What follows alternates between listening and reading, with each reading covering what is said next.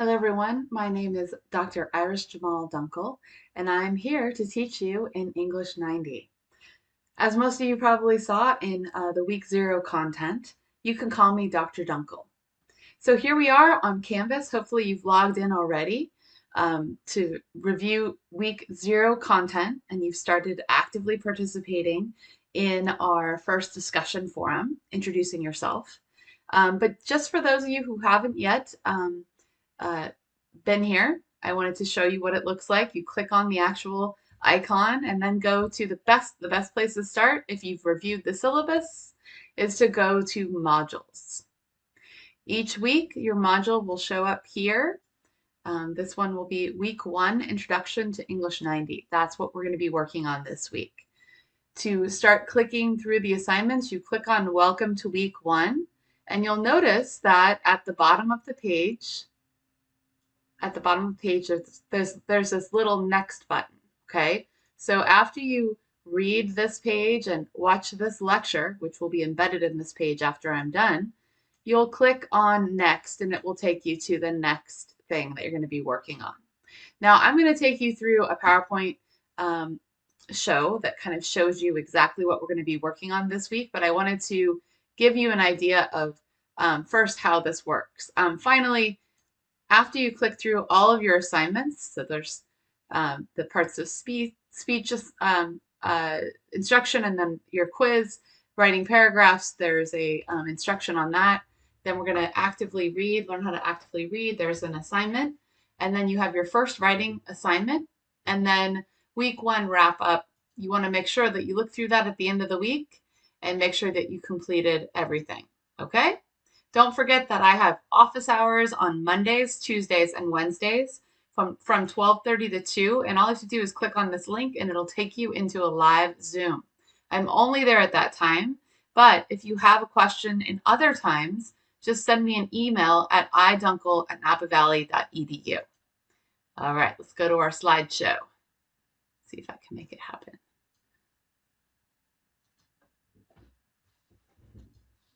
Okay. Let me see if I can get this to work. Sorry.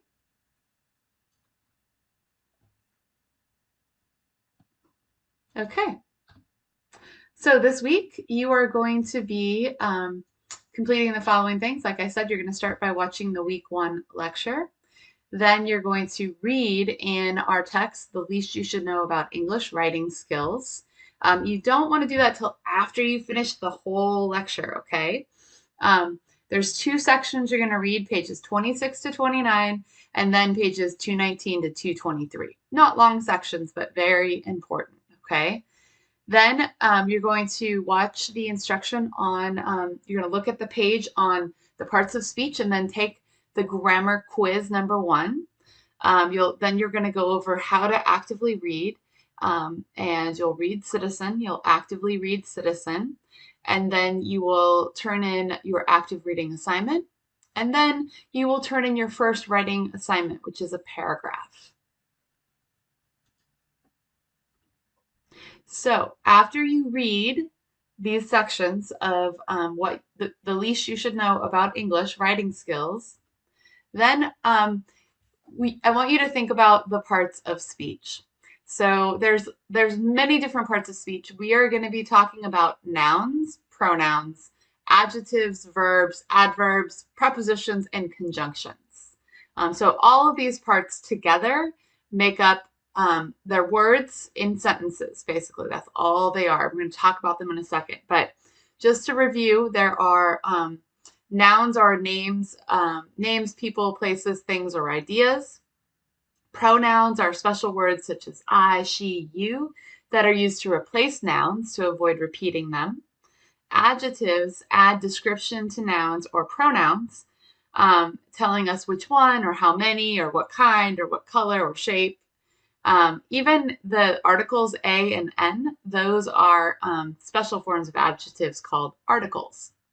Verbs are the action, the state of, or a state of being in the sentence. Adverbs add information such as when, where, why, how, to verbs, adjectives, or other adverbs and whole clauses in sentences. Prepositions show position in space and time and are followed by a noun or pronoun um, in order to form prepositional phrases. And then conjunctions are the connecting words that include for, and, nor, but, yet, and so. So they connect an independent clause with a dependent clause. And dependent clause is something that just doesn't have both a subject and a verb. So there's all kinds of little videos for you to watch when you go into the grammar section of our module this week. Please make sure you watch them. They're all really short, less than 4 minutes each, and just kind of goes over what I said, but contextualizes it with some examples. So if you're somebody that is really trying to relearn grammar, which is probably everybody in the class, take the time. It's going to be an extra like 20 minutes to watch all of these videos. There's even there's a treat at the end. There's a song by Schoolhouse Rock about conjunctions that I included as well. So here's the sample sentence. Students at community colleges often attend several classes in a day and are very tired when they finally go home. I bet you can feel that. Now, we're not actually attending in person, though. It's a little different this time. So the first thing that you can identify in this sentence are all of the nouns. So the subject of the sentence is students. What are students doing? Students are attending. They attend. Students attend. Okay, so if you broke down the sentence to the subject and the verb, it would be students attend. The subject, students, is one of the nouns. So students are the subject of the sentence. Colleges are the object of the preposition. At community colleges. So at is one of the prepositions, and that's positioning, right? At begins a prepositional phrase that shows a position in space where the students are. Students are at the community college, right? Classes is what they attend, right? And day is the object of a prepositional phrase that begins with N. So in a day. So the prepositional phrases are at and in. So at begins a prepositional phrase that shows a position in space, like we said, and in begins a prepositional phrase showing a position in time. So in a day. So that's telling us more about what the students are doing, right? That they're attending several classes within the time period of one day. Okay. Community, several, tired are all adjectives. Remember, those are words that modify nouns. So community adds descriptions to the noun colleges, right? It's not just that students at colleges often attend several classes in a day. It's students at community colleges, okay? So the word several adds description to the noun classes. So how many classes? Several, okay? And then tired adds a description to the subject and noun students. The students are tired, right? They are very tired, right? I'm tired. Are you tired yet? Hopefully not. We just started this class, right? Okay, 4. Often, very, finally, home are all adverbs. So adverbs are the ones that describe and add description to everything besides nouns, okay? So often adds to the verb. So how often they attend, like the time that they attend. Very adds to the adjective that follows. Very tired. They're not just tired, they're very tired. You could also have something like extremely tired. That's also an adverb. And then finally adds to the verb telling when they go home. They finally go home. And then home adds to the verb telling where they go. So finally they go home. So speaking of verbs, the verbs in the sentence are attend. That's the main verb, right? Students attend. Are is it links the subject students with the descriptive word tired, right? So they are tired. And then go shows an action telling what the students do, okay? Attend, are, go are all verbs. And then when is your only conjunction in the sentence, and that begins a dependent clause. So when they finally go home could not be a sentence on its own because it's got a verb, but what is it missing? It's missing a subject. So if it's when they finally go home is dependent on, and it has they, right? So when they finally go home is has the stuff, right? But it's dependent on students at community colleges often attend several classes in a day and are very tired, right? So are very tired would need to be part of that dependent clause because it we don't know the when they finally go home, right? Is just telling us more information about it.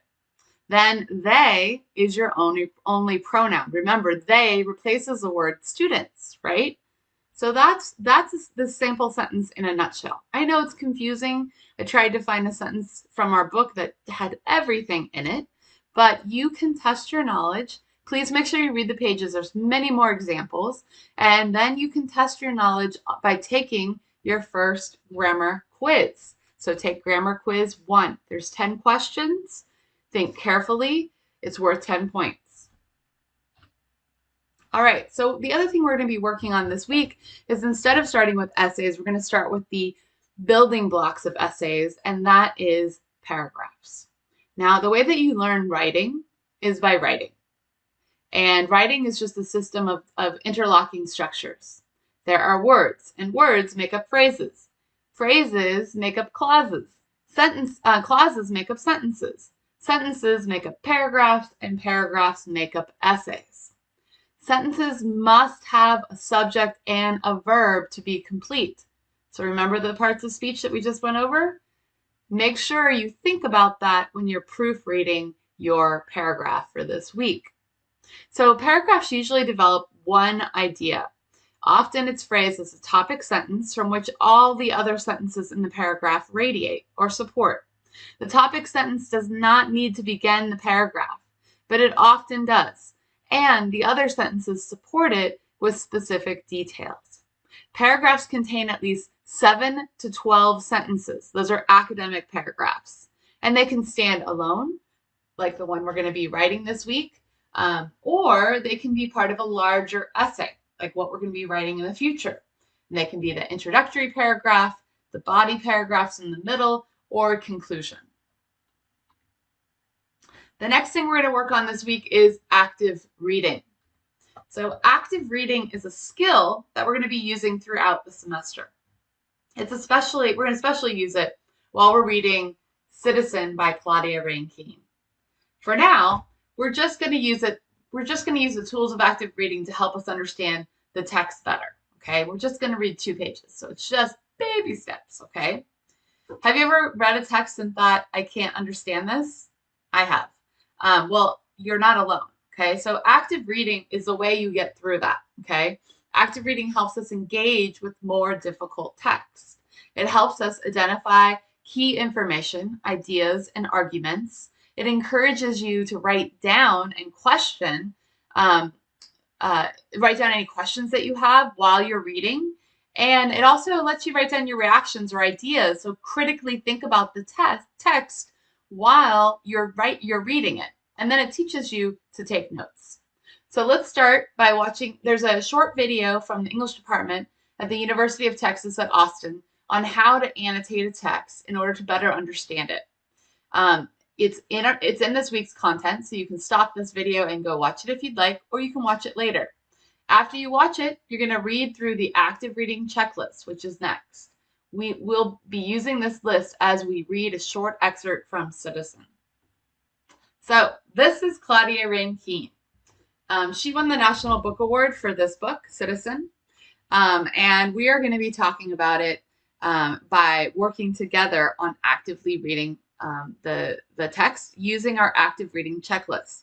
Now, throughout the semester, you're going to be using your active reading checklist to read all of the selections that we read in Citizen. So be prepared that when you read, that you have, just one second, a pen, okay? Make sure you have a pen to read with. So the first thing you're going to think about is, who is Claudia Rankine? Well, the good news is you have in the back of this a little bio about who Claudia Rankine is. Claudia Rankine is the author of 4 previous books, including Don't Let Me Be Lonely and American Lyric. Her work has appeared recently in The Guardian, in New York Times Book Review, in the New York Times Magazine, and Washington Post. So she's been published in a lot of amazing places. She's a chancellor at the Academy of American Poets and winner of the 2014 Jackson Poetry Prize and a contributing editor to Poets and Writers. She received a MacArthur Fellowship in 2016. Rankine is the Frederick Eisman Professor of Poetry at Yale University. All right, so lots of information about her. So we know she's pretty well established in her field. So the next thing we want to think about is, what genre is this text? Now, this is a question that a lot of people think about. This is a hybrid genre. That means genre is the type of text something is. So it can be poetry, it can be fiction, it can be nonfiction, it could be a play, right? This is a cross between nonfiction and poetry. I read it as poetry, but a lot of students get freaked out if I say we're going to be reading a poetry book. So let's say it's nonfiction, okay? But you can put either one down, okay? Then, this is all before you begin reading. I want you to think about, what does the title of the text make you think about? What is it that you think the text is going to be about? Now, notice, this book is not only called Citizen, it's called Citizen in American Lyric. So I want you to look up the word citizen in the dictionary. I want you to look up the word lyric in the dictionary. And I want you to think about it. And lyric is not like song lyric. It's like the poetic idea of lyric, okay? I want you to think about that, and I want you to write down what you think it could be about. So you're going to spend about 5 minutes with a pen, okay, and a piece of paper, or on your machine, on your computer, typing out ideas of what it could possibly be. There are no wrong answers. Just type, type, type, type, type. Okay, let yourself go, okay? Last thing, I want to show you how to find when something was published. This is called the title page of a book.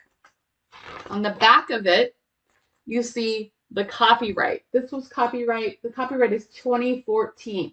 That means this book was first published in 2014. So that's what you put there. Why is it important to know when something was published?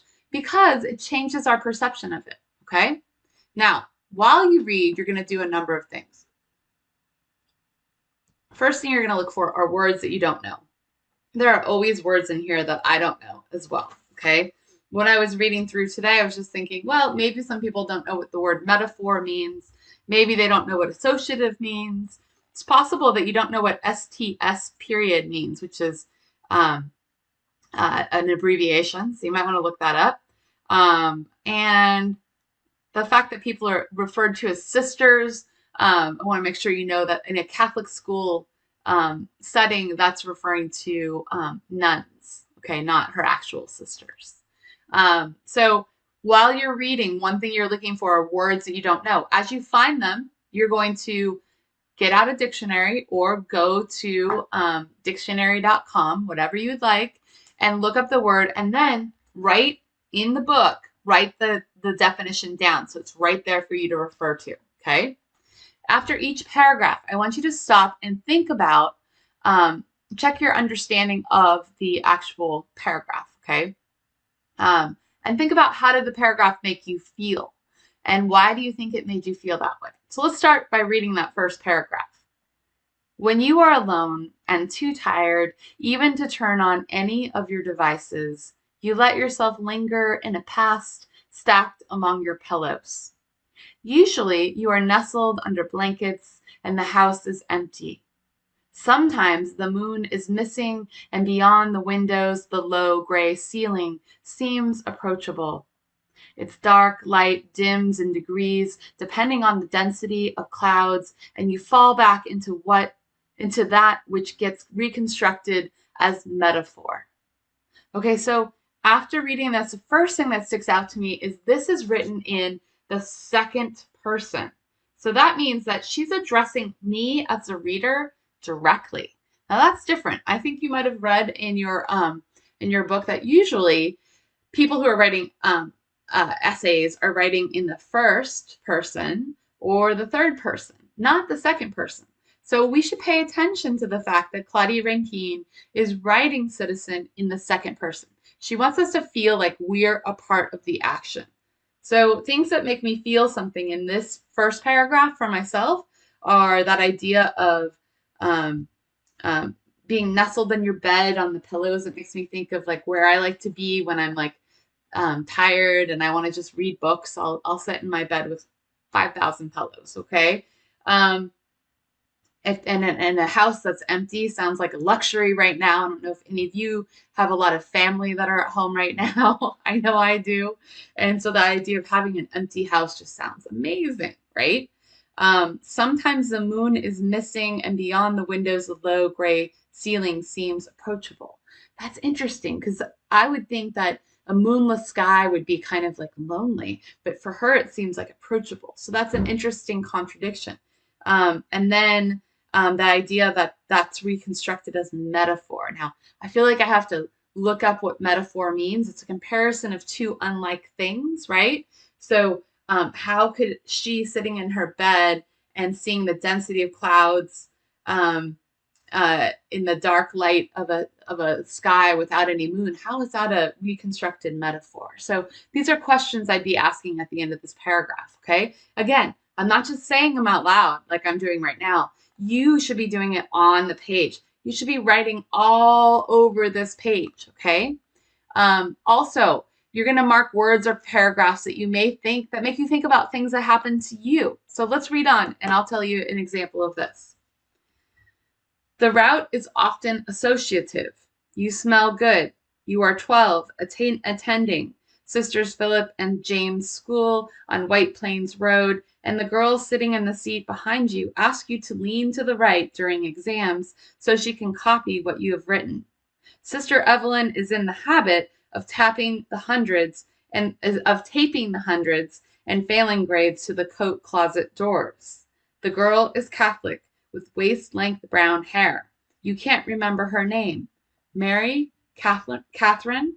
So for me, I attended a Catholic girls' school. So I kind of like, I have like a sensory connection to what it was like to be in a classroom in an old building with nuns and very strict nuns and what that felt like. So I connect with that personally, and so I would write that down. Okay, maybe you can connect with that idea of like the public humiliation of your failing test being or the public celebration of having your 100% paper put up on the wall, right? So if that's you, write down a note that says that on the page, okay? I think it's interesting that she doesn't remember the name of the girl, right? But she does remember the name of Sister Evelyn, right? I thought that's really interesting. So that would be something I might underline as mark passages you like and note why you like the passages. I might underline, I like how she remembers Sister Evelyn, but not Mary or Catherine's name, right? Okay. I want you to mark passages, parts of the text that highlight the main theme of the text. Well, we haven't finished reading these 2 pages yet, so it's really hard to say what the main themes are. That's something you can go back through and do in your second read. You can also I want you to ask questions. Maybe something that she writes about makes you have a question for Claudia Rankine. So we're going to read on the next paragraph. You never really speak except for the time she makes her request, and later when she tells you you smell good and have features more like a white person. Well, that makes me stop in my tracks, right? So there's something racial going on here that we want to examine. You assume she thinks she is thanking you for letting her cheat and feels better cheating from an almost white person. Now on the next page, we have one more paragraph, and then we also have a visual. And so I'm going to read the paragraph, and then we're going to talk a little bit about the visual. Sister Evelyn, who is again named, right, never figures out your arrangement, perhaps because you never turn around to copy Mary Catherine's answers. Sister Evelyn must think these 2 girls think a lot alike, or she cares less about cheating and more about humiliation or she never actually saw you sitting there. So that last sentence is one I would definitely underline and say, wow, that must be an awful idea to live with, the idea that the teacher never even saw you in the classroom. At the bottom of the page, there's a visual aid. So there's a piece of art that's included. And this is a photograph by Michael David Murphy. And it's a photograph that you'll be able to see when you see it in your book. I want you to look up information about this and think about why it would be in there. Okay, what it has to do with. It's a photograph of a suburb, and the name of the road is Jim Crow Road. Okay, there's information about it on the link below, and we will be writing about this. So make sure that you go back and think about this. So at the end, I want you to summarize what the text was about. You're doing this all on the page, right in your books, people, okay? And then I want you to make sure you completely understand it. You should read it at least twice, okay?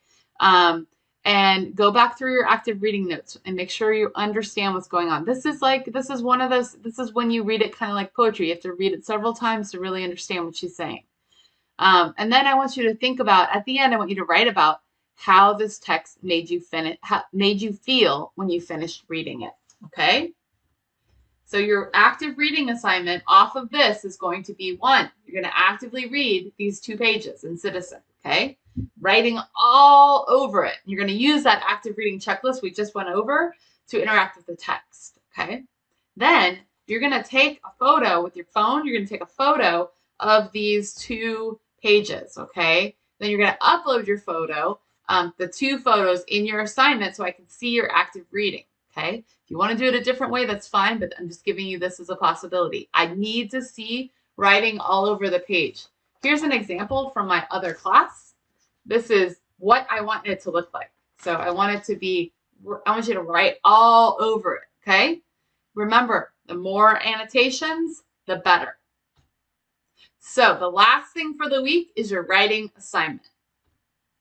For this week's writing assignment, you are going to be writing just a paragraph, okay? You are going to be thinking about that photograph that's included in the 2 pages that we just read in Citizen, okay?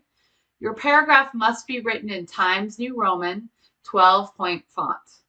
It must be at least 7 to 12 sentences because it's an academic paragraph, okay?